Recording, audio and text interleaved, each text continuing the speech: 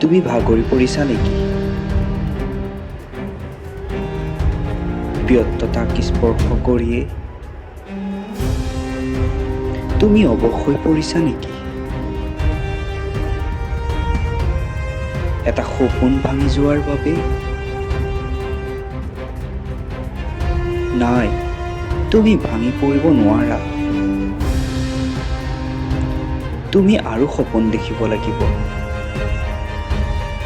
সফলতাক পাবলৈ বিফলতাৰ সৈতে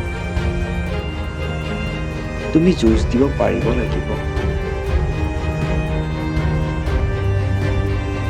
বিফল নহ'লে জীৱনত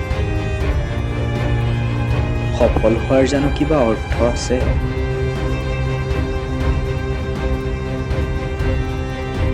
হয়, বহুত কষ্ট হয়, বহুত বেছিয়েই কষ্ট হয়। যেতিয়া সপোনে বাস্তৱৰ ৰূপ নাপায়। তথাপিও মনৰ বাসনাবোৰ থান-বান নকৰিবা। অস্ত যোৱা বেলিৰ বেজাৰত যেনেকৈ আকাশে নিজক ধ্বংস নকৰে, তুমিও ধ্বংস নকৰিবা তোমাৰ মনোবল।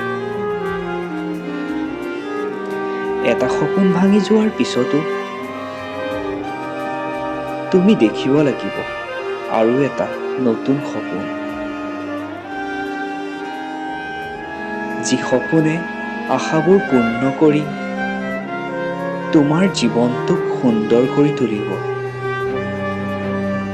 সেই সপোন